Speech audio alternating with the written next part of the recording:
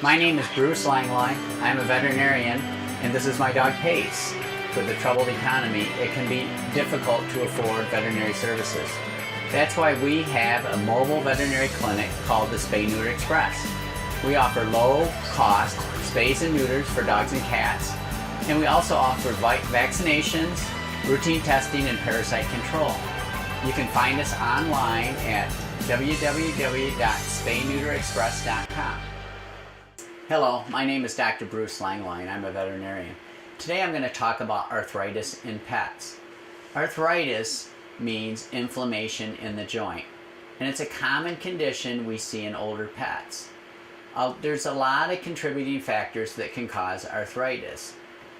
One problem we see that will make arthritis worse or aggravate it is obesity. Also, lack of exercise. Arthritis can be caused by injuries, or it can be caused by a malformation of the joint that starts when the animal's younger. Hip dysplasia is a common condition we see that causes arthritis in the joint. And when the animal has arthritis in the joints are painful. So it's important that we keep an animal with arthritis at a lean weight so it can get an adequate amount of exercise.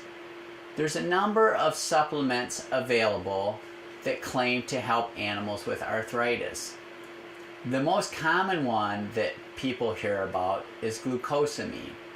And in fact, there's even some pet foods that have glucosamine in it. Glucosamine is a huge market in both animals and in people. Unfortunately, there's not a single scientific article that proves glucosamine to do any good in humans or people.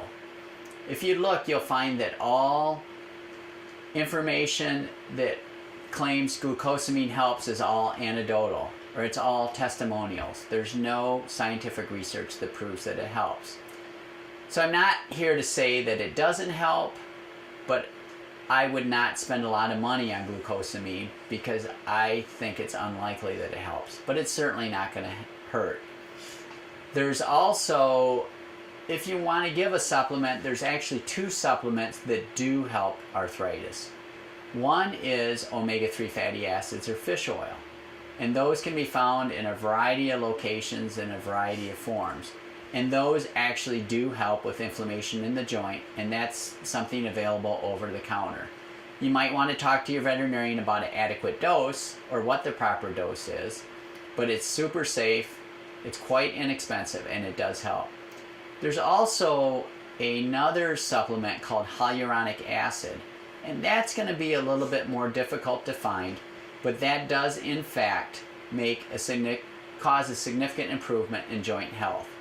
So that's another product to consider. Also, we want to make sure, again, that the animals do not get overweight, and we want to make sure that they get adequate exercise. If your animal is still having problems with their joints, then it's time to make a trip to the veterinarian, maybe have x-rays, certainly have a physical exam, and look at putting the animal on a non-steroidal anti-inflammatory drug.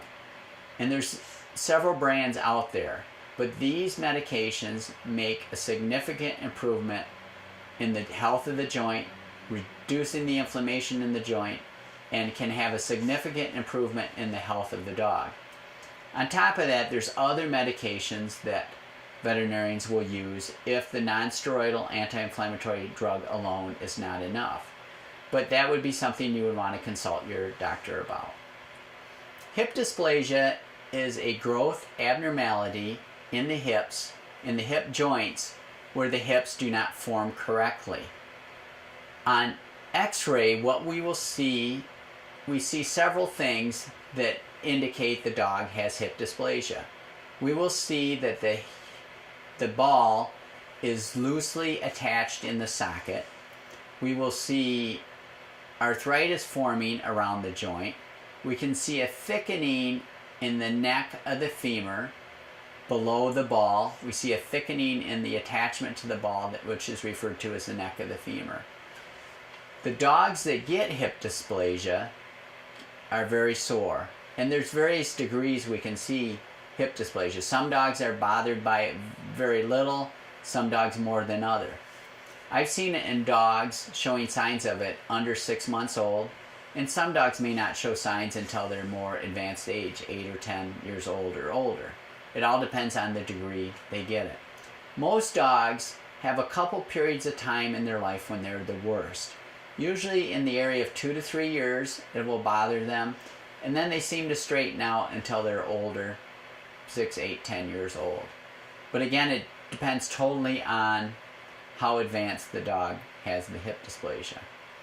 Now, hip dysplasia is a genetic condition, meaning there's a variety of genes that cause hip dysplasia, but it has to be carried by the parents to be spread to the offspring.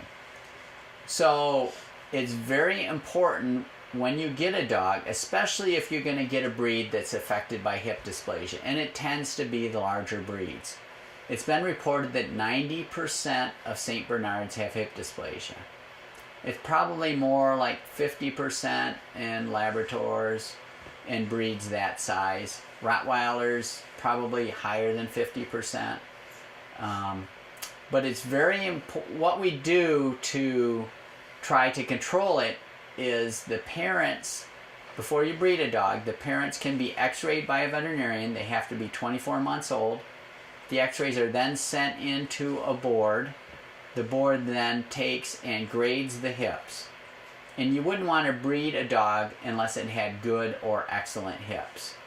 And if you breed a dog with good or excellent hips to another dog with good or excellent hips, you're going to have a low incidence of hip dysplasia in the offspring.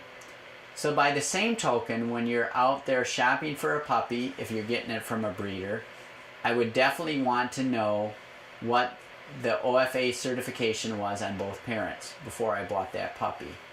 Because puppies are a big investment, not only in money, but emotionally and in time. You know, it's going to be part of the family for 10 or 15 years, and it's worth spending some extra time finding a puppy that has a really low chance of developing hip dysplasia, because it can significantly affect their life.